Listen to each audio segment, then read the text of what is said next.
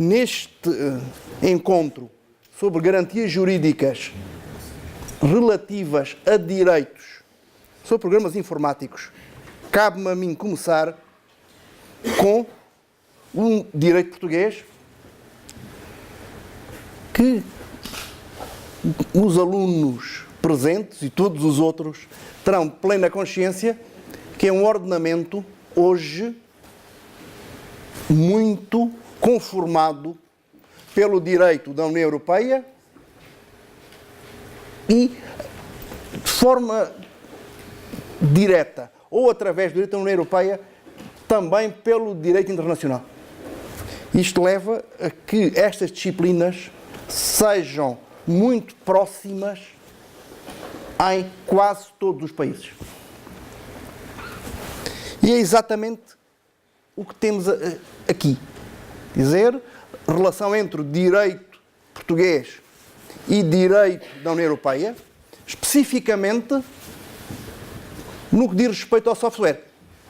A lei portuguesa de 1994 resulta da transposição de uma diretiva da então Comunidade Europeia de 1991. Estando nós a tratar de garantias de efetividade do direito material, é também necessário pensar que nós temos em vigor desde 2008 uma lei, por sua vez, corresponde à transposição da chamada Diretiva Enforcement no domínio de toda a propriedade intelectual, quer direito de autor, quer propriedade industrial, de 2004. Eu abster-me-ei de enunciar a identificação precisa de cada diploma, porque terão acesso também a uma apresentação detalhada. Mas é preciso dizer um pouco mais. Tal como é jurisprudência consolidada do Tribunal de Justiça da União Europeia, esta legislação nacional que resulta da transposição de diretivas da própria União tem que ser lida, interpretada à luz dos objetivos das diretivas. E isso dá-se o nome de interpretação conforme. Leia-se que, de entre os sentidos possíveis de um enunciado normativo, será mais adequado, mais correto, o que melhor concretizar os enunciados da diretiva em causa. E isto não é só uma afirmação teórica, genérica. É que, e avanço já com consequências, embora possa também recordar que a nossa lei do cibercrime transpôs uma decisão quadro para além de aplicar a Convenção de Budapeste do Conselho da Europa sobre cibercrime, e sem esquecer, embora não entraremos muito por aí, que, entretanto, e o entretanto é 1994, entretanto, todo o direito internacional em matéria intelectual, também no Brasil, embora que o Brasil não integre a União Europeia, o direito intelectual brasileiro, que teve grandes mudanças, quer em matéria industrial, quer direitos autorais, no final dos anos 90, resultou da necessidade de implementar o acordo TRIPS, que é inerente ao Tratado da Organização Mundial de Comércio, ao Tratado de Marrakech. Mas dizer-vos, isto é só teórico? Não. Em todo o meu discurso, a partir de agora, é muito importante atender o seguinte. Na lei portuguesa de software é dito algo como: aos programas de computador que tiverem caráter criativo é atribuída proteção análoga à conferida às obras literárias. Bom, isto é, a fonte é dos Estados Unidos, de uns anos antes. Mas nem sequer é isso que importa. É que nós encontramos duas afirmações. Primeiro, isto serão só os programas que tiverem caráter criativo. Logo, ao contrário, outros programas apenas técnicos ficariam de fora. Da mesma maneira, diz-se proteção análoga. Não é a mesma, é uma semelhante. No entanto, essa interpretação, que seria a mais fácil em termos enunciativos, é inviável. E é inviável porquê? Porque se nós formos tanto à diretiva, quer ao acordo de TRIPS, o acordo sobre os aspectos para intelectual relacionados com o comércio, se há TPIC em português, mas é mais comum o acrónimo em inglês, TRIPS, diz algo muito diferente. Diz que os Estados-membros estabelecem uma proteção jurídica dos meios de computador mediante a concessão de direitos de autor enquanto obras literárias. Isto significa que a legislação em matéria de direitos de autor, designadamente no que toca a garantias, aplicar-se-á a programas de computador, a não ser que o regime especial do software afaste o geral em termos autorais. Bem, vamos diretamente para os ilícitos. Vamos começar por ilícitos penais, para depois pensar em termos de ilícitos civis e até muito pouco que temos em ilícitos contraordenacionais, administrativos. Em primeiro lugar, a questão da reprodução ou disponibilização para a reprodução de programa. Aqui seria, em linguagem muito pobre, a chamada pirataria de software. E já veremos que a questão europeia volta aqui a tocar. Diz isto: que só o titular do programa, e o titular do programa é aquele que o fez ou que pagou para que ele fosse feito, fez por sua conta e risco ou pagou para que ele fosse feito. Aqui não é matéria deste momento, mas o criador intelectual não coincide necessariamente com o autor em termos técnicos. Temos que só o titular do programa pode autorizar a reprodução do programa. E atenção que num dos desvios à regra dos direitos autorais não é permitida a cópia privada. Nós podemos fazer cópias privadas em Portugal de músicas, de livros, sim, que eu posso, de filmes, mas, expressamente, artigo 10, número 1, parte final da Lei do Software, não é admitida a cópia privada. Embora tenhamos uma norma imperativa de ordem pública, no sentido de ser sempre possível, mesmo que o contrato de licença diga o contrário, efetuar uma cópia de segurança, um backup. Mesmo o contrato diga não há backup, se precisar descarrega da nuvem, é sempre possível. Pois também, consequência, acho que isto é uma remissão expressa, a lei do cibercrime dá resposta.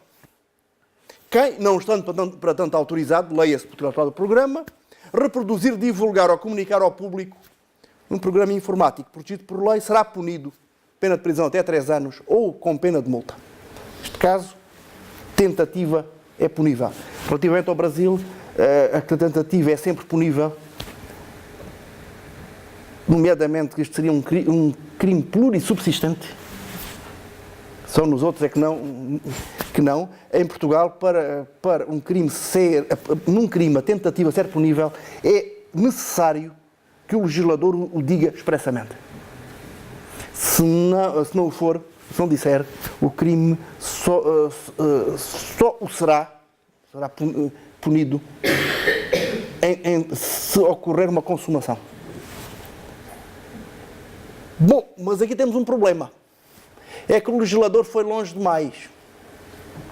É que para a diretiva da atual União Europeia, diz sanções para quem puser em circulação uma cópia de um programa de computador.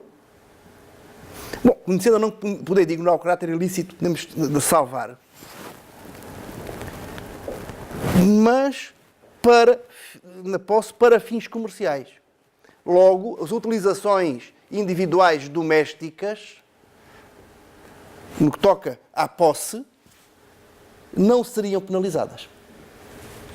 Mas como disse, mas bom, isto não é assim. Não, porque a diretiva de 1991, codificada em 2009, a diretiva é uma diretiva de mínimos. Isto é, o legislador português, neste ponto, foi mais longe do que era exigido pela diretiva. Mas nem sempre.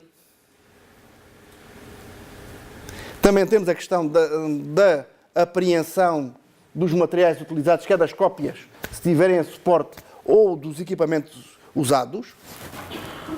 Depois temos algo interessante. Ao contrário, que tem que ver com o que seriam antes, e o antes era 1994. Isto mudou entre nós em 2004. E depois em 2009, 2004, com a lei que transpôs a diretiva sobre direitos de autores à informação, a dita InfoSoc Directive, e em 2009 com a lei do cibercrime. Isto tem a ver com o que antes seriam trabalhos preparatórios. Nomeadamente, ir encontrando, distribuindo equipamentos que possibilitariam a prática do crime.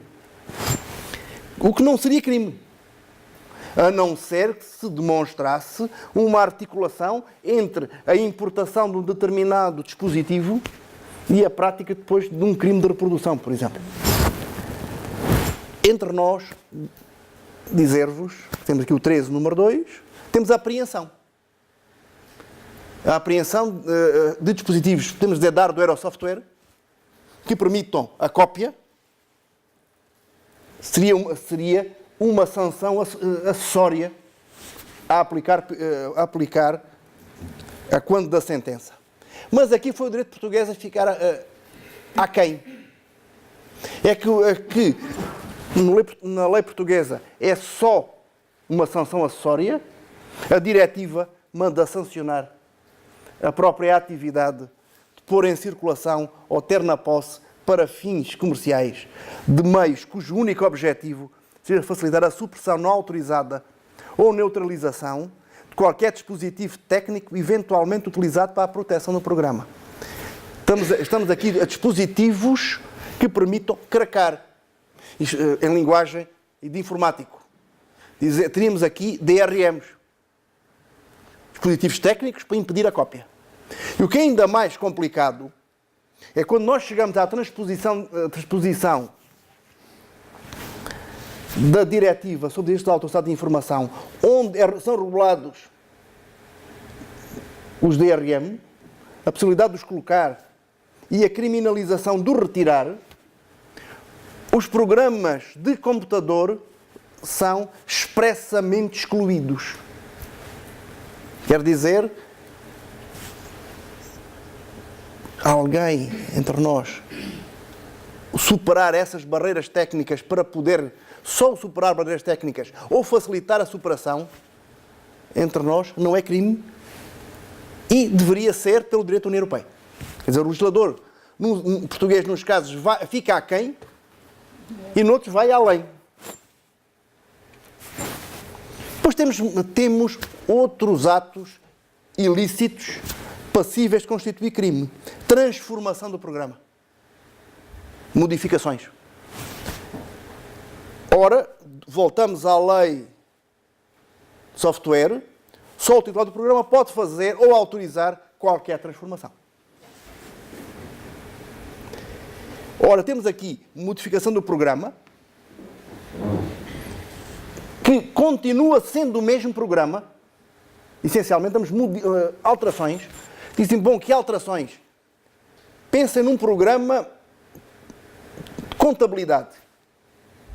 Alguém teve um programa de contabilidade com as regras de 2017.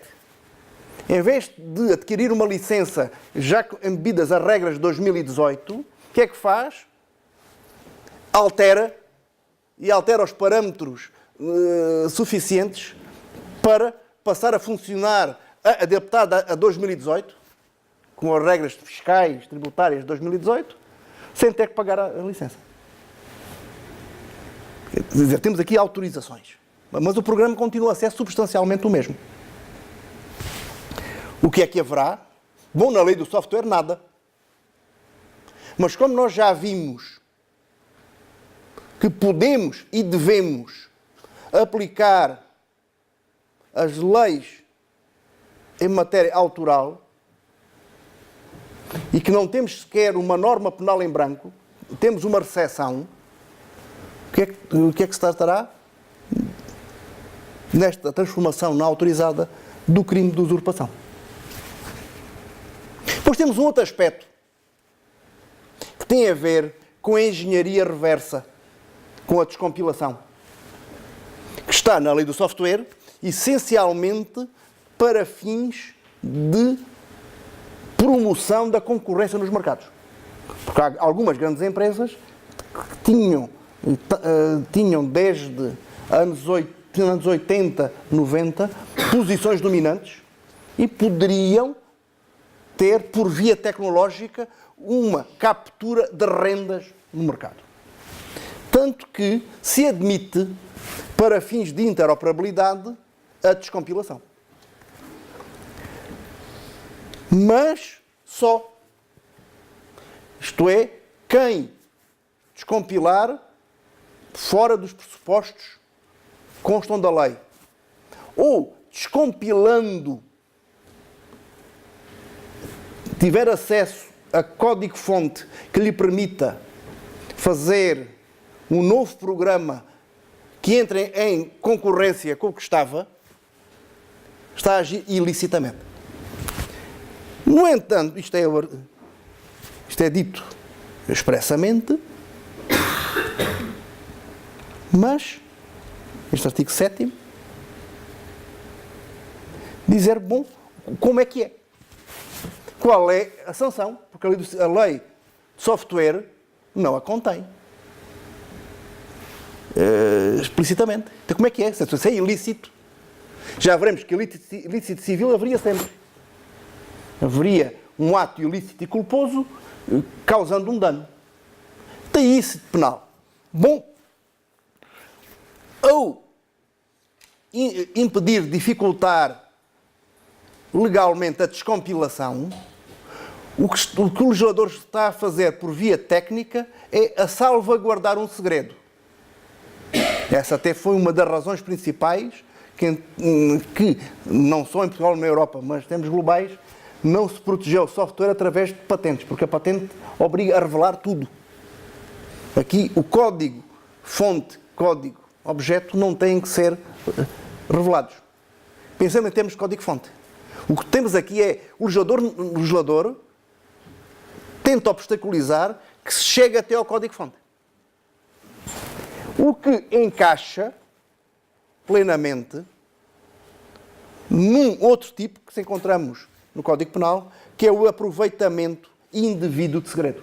Já alguém consegue atingir o código-fonte e depois usa esse código-fonte para ter vantagens que a lei não lhe permite que tenha. Na redação do tipo, quem sem consentimento, temos o consentimento do titular do programa, se aproveitar de segredo relativo à atividade alheia, de que tenha tomado conhecimento da razão do seu estado de ofício e emprego profissional ou arte e provocar, deste modo, prejuízo a outra pessoa. Aliás, isto não é sequer estranho, porque chegarmos aos preceitos do software e também da diretiva que referem uma multiproteção, encontramos lá expressamente a referência aos segredos comerciais. Apontar esta solução nem sequer é temerário, porque é a própria lei que refere a proteção através do segredo. E fora esta via, também não, a via da descompilação, também não consigo perceber que segredos é que possam ser e como é que se lá consegue chegar.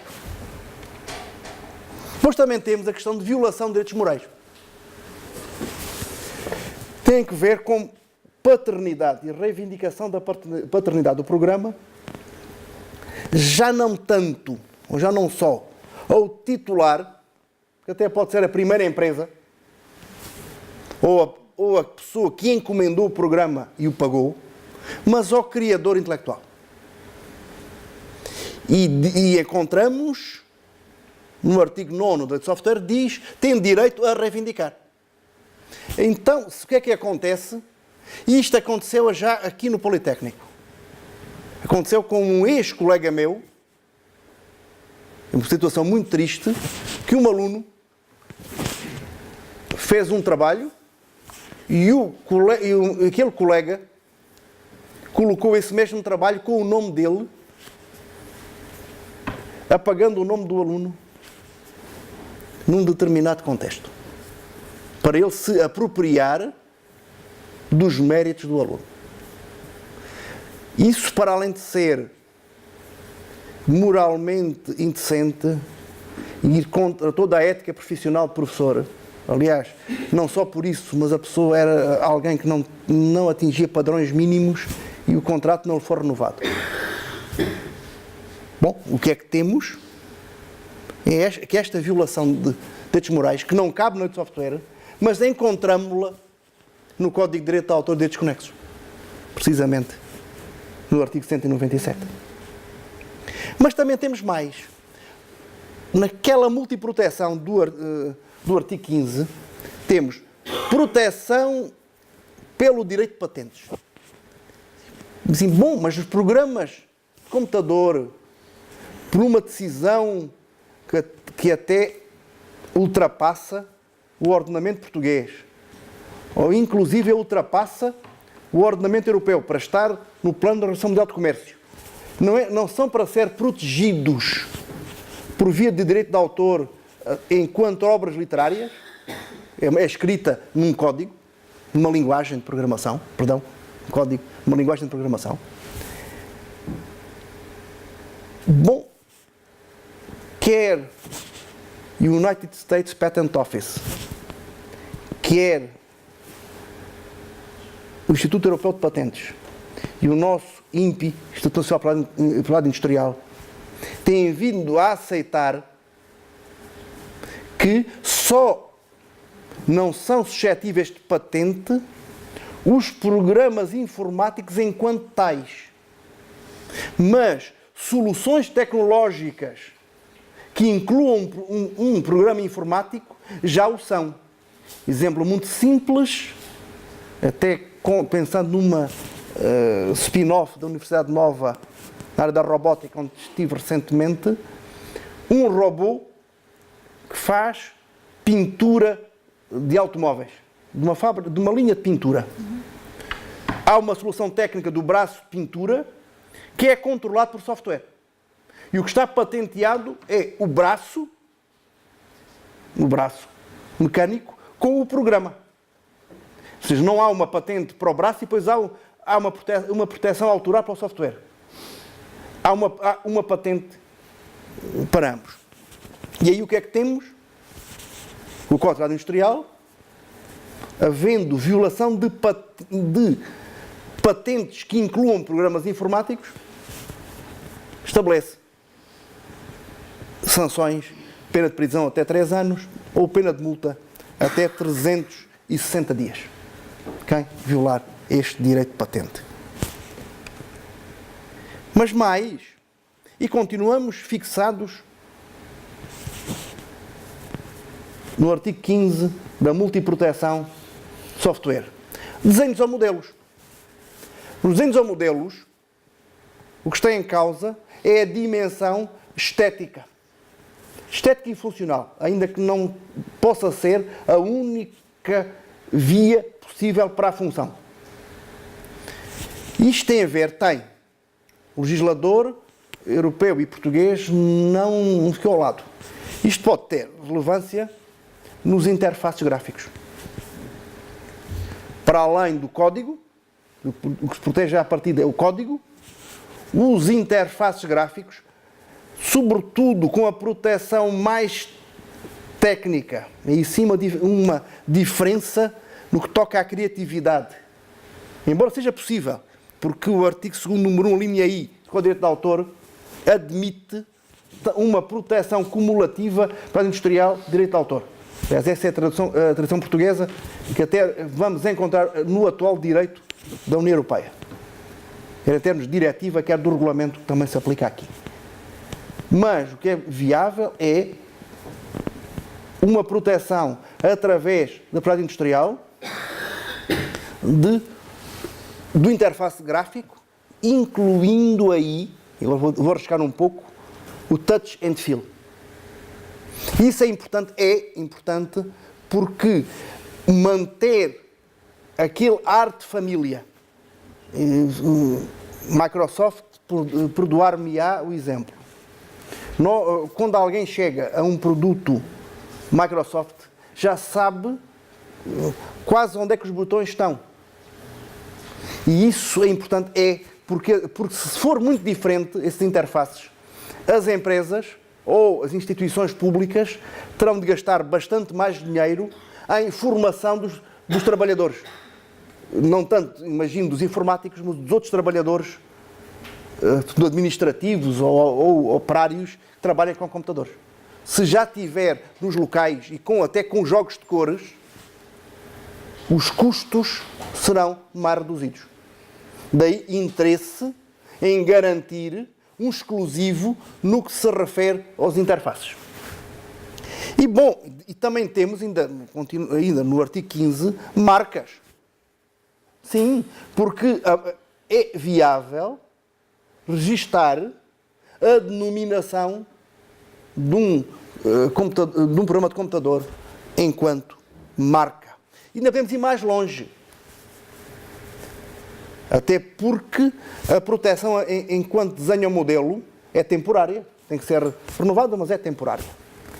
O mesmo não se passa com a marca. A marca, a renovação é indefinida. Se for viável, registar alguns aspectos gráficos do interface enquanto marca, será possível manter as vantagens da exploração por um tempo potencialmente indefinido.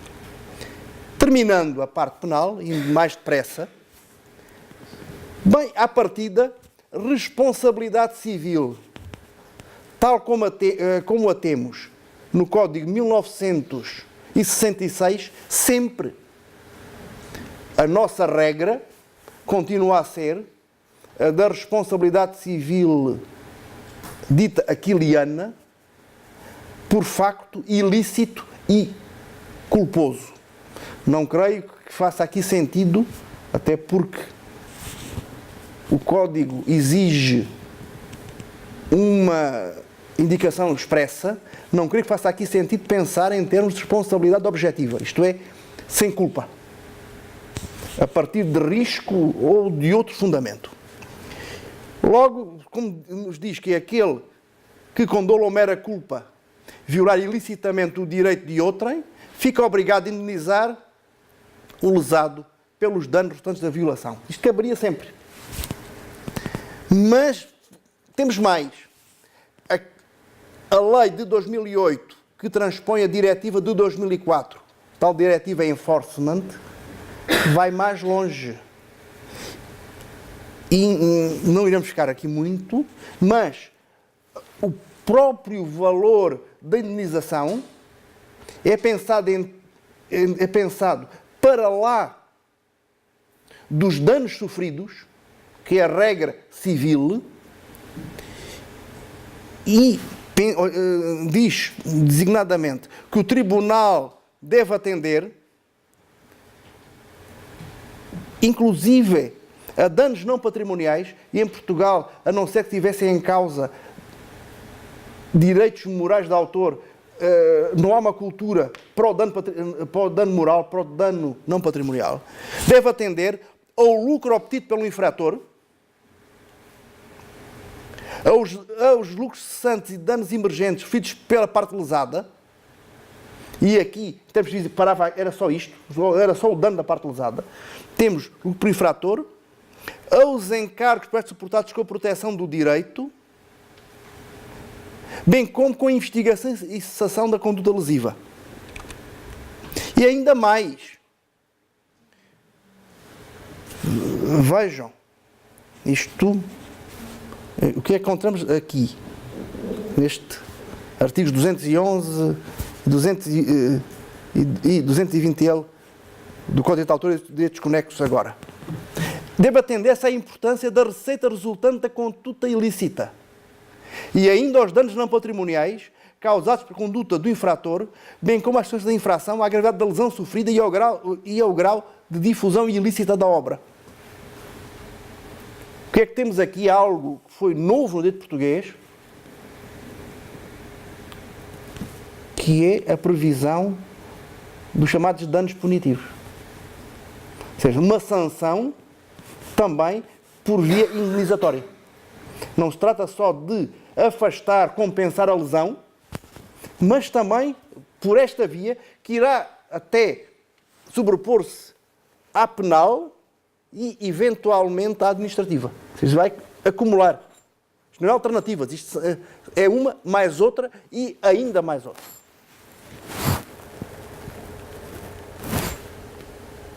Por exemplo, ainda mais parte final deste número 6. Pode o Tribunal terminar a indenização que lhe é devida com recurso à acumulação de todos ou de alguns critérios previstos. Então, isto está... a ideia foi passasse a ser a doer. Mas a doer, e é preciso ter isso em conta, apenas só se existir uma escala comercial. Ainda que o legislador português tenha sido muito pouco exigente no que toca à determinação da escala comercial. Bom, dizer também que existe direitos de autor por via da prática industrial. A industrial, quando fizer sentido proteção através de patente, nos termos em que já vimos, ou de desenho a modelo, ou de marca. E ainda no que toca ao acesso ilícito ao código-fonte através da descompilação. Aqui, a solução que temos, e é uma solução que também vem do Acordo de TRIPS, é a proteção das informações não divulgadas por um regime, este sim, análogo ao da concorrência desleal. Isso é o que encontramos nas fontes. E, não casualmente, a concorrência desleal é também referida no artigo 15 da Lei do Software. De outro modo, o que nós temos estado aqui a fazer é pegar também no artigo 15 e seguir o rastro até onde ele nos pode levar no que se refere especificamente às garantias. Para terminar, e limitadamente a estas informações não divulgadas, está prevista a aplicação de coimas, quer dizer, sanções pecuniárias administrativas. Temos uma orientação inspirada pelo direito sancionatório alemão. Nós temos, no Brasil continuam com as antigas contravenções, mas nós, desde início dos anos 80, que temos uma separação entre sanções penais, inclusive multas, a ser aplicadas pela Justiça, e sanções contraordenacionais por órgãos administrativos, incluindo os reguladores. e não tem que ver sequer com a gravidade, porque pode haver multas de pequeno montante, e a Comissão do Mercado de Valores Mobiliários já tem aplicado coimas ou alterado a concorrência de milhões de euros. Tem a ver se trata de valores essenciais do ordenamento que fundamentem a criminalização, ou é alternativa, estamos no domínio administrativo do enforcement, da efetivação da lei. Bom, ainda queria falar um pouco, encontramos na transposição da diretiva enforcement, e entrando quer no Código de Direito de Autor, quer no Código de Direito Industrial, um conjunto de regimes para a obtenção de prova, para a preservação de prova, de obrigação de prestar informações, providências cautelares específicas, arresto das inibitórias. E ainda algo que os mercados, ou melhor, os operadores de mercado não gostam muito, que é a publicidade das decisões judiciais às suas custas. Muito obrigado por me terem ouvido.